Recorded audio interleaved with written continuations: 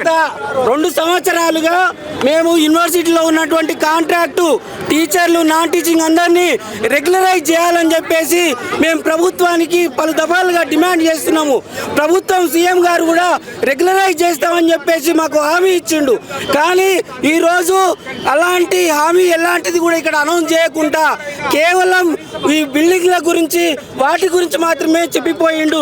ఇది నిజంగా ఈ యూనివర్సిటీ అభివృద్ధికి, ఈ యూనివర్సిటీలో 90% పనిచేసేది కాంట్రాక్ట్ టీచర్లు మరియు ఉద్యోగస్తులే. వీళ్ళు లేకపోతే యూనివర్సిటీ నడవదు. ఇదే విషయాన్ని గవర్నమెంట్కి తెలియజేయడానికి జేఏసీని ఏర్పాటు చేసి 5వ తారీఖు రోజు యూనివర్సిటీలో ఒక 2000-3000 మంది మరి ర్యాలీ తీసినాం.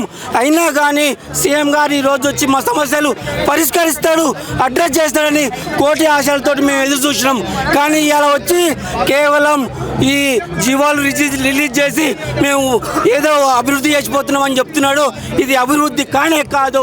మేము దయచేసి సీఎం గారిని మళ్ళొకసారి ఇక్కడ ఉన్న ఉద్యోగులు, ఇక్కడ ఉన్న వీసీ గారు, ఇక్కడ ఉన్న కొంతమంది అధికారులు ప్రభుత్వాన్ని తప్పుదోవ పట్టిస్తున్నారు. ఇక్కడ ఉన్న యాక్చువల్ రియాలిటీ ప్రభుత్వానికి తెలియజేయకుండా అడ్డుపడుతున్నారు. దయచేసి మేము ప్రభుత్వాన్ని కోరుతున్నాము, మీరు రియల్గా ఇక్కడ పనిచేస్తున్న వాళ్ళు ఎవరు కష్టపడి విద్యార్థులకు చదువులు చెప్తున్నారు, ఎవరు ఈ అభివృద్ధిలో కృషి చేస్తున్నారు. తక్కువ జీతాలతోటి 40-50 వేల జీతాలతోటి యూనివర్సిటీ టీచర్లు పనిచేస్తున్నాం కాంట్రాక్ట్గా. అది 15, 20, 30 సంవత్సరాలుగా. ఇదే రెగ్యులర్ టీచర్లు 3 లక్షలు 4 లక్షల జీతాలు తీసుకుని పనిచేస్తున్నారు. అయినా కానీ ఈ వెట్టి చాకరీ ఎన్ని రోజులు, మాకు ఈ వెట్టి చాకరీ ఎన్ని రోజులు అని చెప్పేసి మేము సీఎం గారిని అటు చెప్తున్నాము. రేపటి నుంచి యూనివర్సిటీలో బంద్ చేస్తాం, యూనివర్సిటీలో పూర్తిగా బంద్ చేస్తాం. ఈరోజు ముఖ్యమంత్రి గారు మా కాంట్రాక్ట్ ఉద్యోగుల సమస్యల మీద ఏదైనా స్పష్టమైన హామీ ఇస్తారని చెప్పి మేము 1000 కళ్ళతో ఎదురు చూసాము. కాకపోతే ఇప్పుడు అభివృద్ధి అంటే 1000 కోట్లు పెట్టి ఇక్కడ బిల్డింగ్లు అవి కడితే సరిపోదు.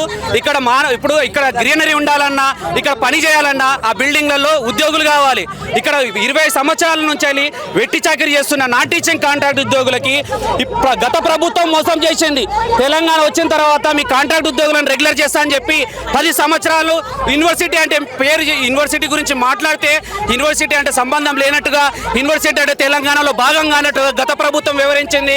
ఈ తెలంగాణలో ప్రజాప్రభుత్వం అని చెప్పేసి రేవంత్ రెడ్డి ప్రభుత్వం వచ్చిన తర్వాత ఈ మా యూనివర్సిటీ మీద వాళ్ళు చూపిస్తున్న చొరవతోటి మేము మా యూనివర్సిటీ మీద ఇక్కడ ఉన్న ఉద్యోగుల మీద ఏదైనా స్పష్టమైన హామీ వస్తుంది అని చెప్పి గత వారం 10 రోజుల నుంచి ఎప్పుడైతే యూనివర్సిటీ పర్యటనలో ముఖ్యమంత్రి గారు ఇక్కడికి విచ్చేస్తారని చెప్పినారో అప్పటి నుంచి కలిసిన మంత్రులందరికీ మేము మా వినతి పత్రం ఇచ్చినాము.